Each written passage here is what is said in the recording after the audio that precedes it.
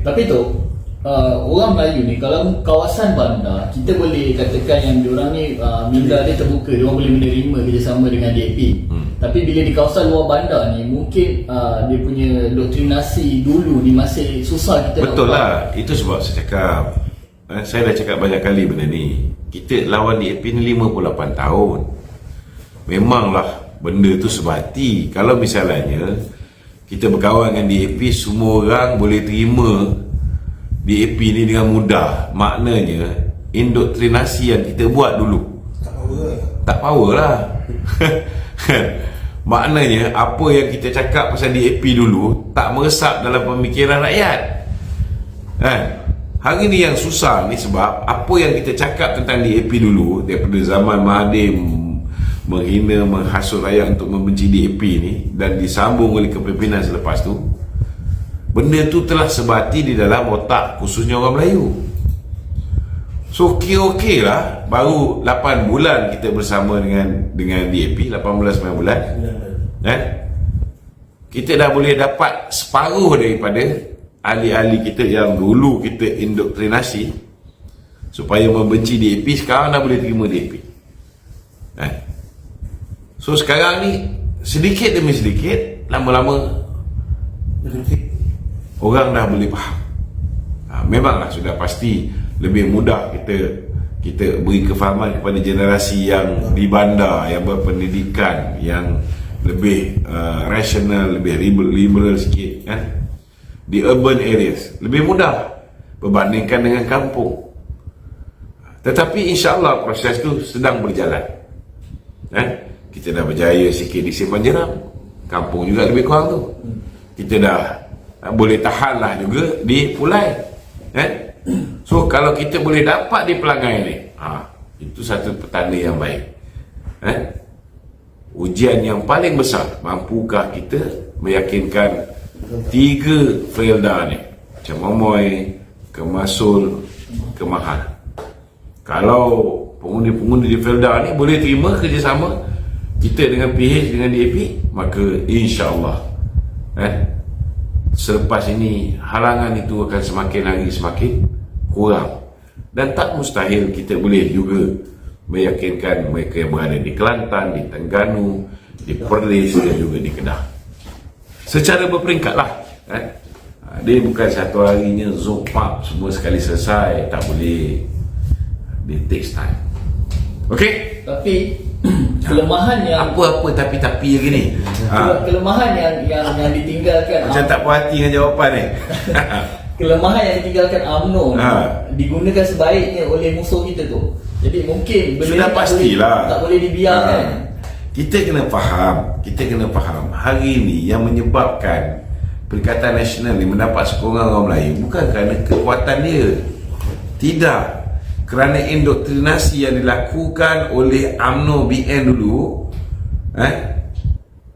itu yang di capitalize, digunakan sebagai senjata oleh Bersatu dan juga oleh PAS. Cuma kelebihan yang ada pada kita senang je. Bila mereka gunakan indoktrinasi yang dulu kita buat terhadap DAP supaya orang menolak DAP, hari ni PAS tak boleh pakai sepenuhnya benda ni. Sebab di luar sana ada yang cerdik, ada yang bodoh. Kita tak boleh nafikan. Jadi kerja kita mudah sebab PAS dan Bersatu dua-dua dah pernah bersama dengan DAP. Dan ketika mereka bersama dengan DAP, Muhyiddin kata kita kena undi Pakatan Harapan, kita kena undi DAP. Keluarkan balik yang ni. Keluarkan balik apa yang Haji Adi cakap. Kita kena undi Diana Sofia, kita kena undi DAP. Keluarkan balik.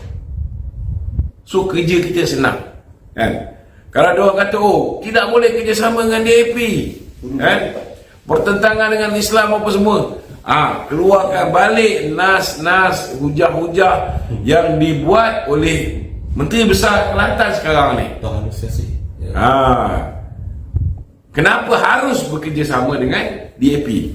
So sebenarnya kerja kita senang je, Tapi kalau kita lihat benda tu sangat rumit, maka rumitlah dia. Kalau kita anggap benda tu mampu kita buat, kalau kita gigih, kita usaha, kita betul-betul fokus, insya-Allah makin hari makin ramai yang faham. Sampai bila kita nak teruskan dengan politik perkauman sempit ni? Sampai bila? Sampai bila kita nak biarkan politik racism ni berterusan dalam negara kita ni? Ianya tidak akan membawa negara kita ke arah lebih maju. Ianya akan menyebabkan kita ni ghostan ke belakang. Tapi tu apa yang kesal kan, ahli UMNO sendiri ada yang menyokong PN ni sekarang ni. Jadi Bukan hanya ahli PAS ada yang cerdik, ada yang bodoh. Ahli UMNO ada begitu juga.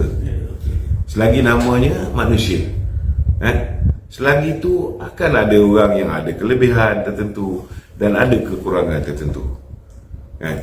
Ada setengah orang dia tak pandai belajar, tapi dia boleh berfikir.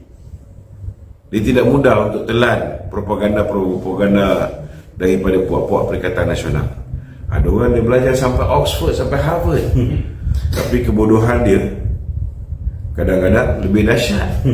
Kalau belajar setakat degree, bodoh sampai ke PhD. Ada juga. Ada juga.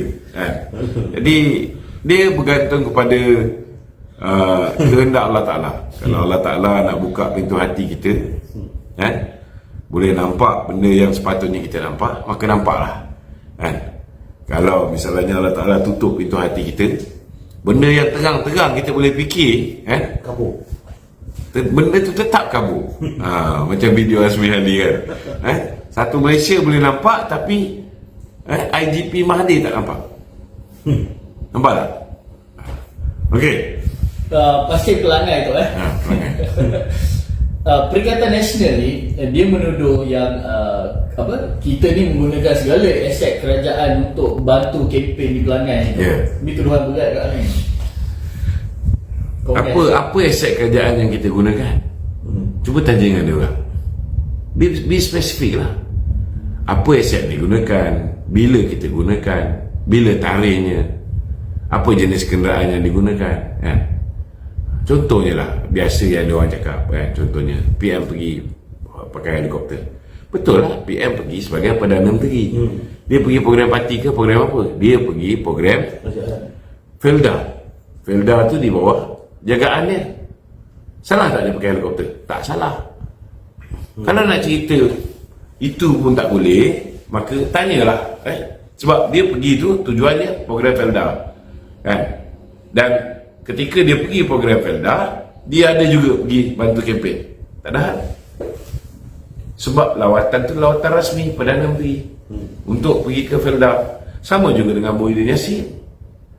Ketika dia dalam kerajaan pun dia buat benda yang sama. Mahathir pun buat benda yang sama. Untuk menghalalkan penggunaan fasiliti kerajaan, maka dia kena ada kurang-kurang satu program kerajaan. Tak salah. Kalau misalnya apa yang dibuat oleh Dato' Seri Anwar ke atau mana-mana pemimpin Barisan Nasional dan Pakatan Harapan salah, buat laporan, tengok, selesai. Zaman sekarang ni tak ada masalah. Siapa pun boleh buat laporan, dan semua orang akan diselesai. Bukan macam zaman Mahathir ke, zaman Muhyiddin ke, semua main sweep under the carpet. Tak ada masalah buat laporan kalau berani, jangan buat fitnah bodoh macam apa yang dibuat oleh ketua Arbanja. Dia kata kita bagi beras percuma. Tak kebingai tu. Program tu ialah program Program tu ialah program jualan rahmah. Nak beritahu ni, ada hari ni diviralkan cerita kononnya BN bagi beras percuma. Tak betul. Tak ada beras percuma yang kita berikan. Beli dia orang kena beli dengan harga RM25 ni. Jualan beras makmur. Nampak ni ditulis RM25. RM25 satu kampin. Tuan-tuan, kita nak bagi macam ada misi yang buat dekat Langkawi. memanglah dia boleh bagi satu kampit beras RM1. Tuan-tuan kena faham, bila dia bagi satu kampit beras RM1, maknanya apa? Dia subsidi RM25. Okey? Dia subsidi RM25. Maka rakyat bayar RM1 saja. Tapi berapa ribu kampit dia boleh bagi? Dia bagi 1000 kampit saja. Memanglah beratus, 1000 orang kalau beratus. Panjang tak panjang? Kan? Memanglah panjang. Betul tak? Tetapi hakikat dan realiti dia, boleh tak dia ramaikan penerima ni? Tak mampu kita. Macam apa yang dibuat oleh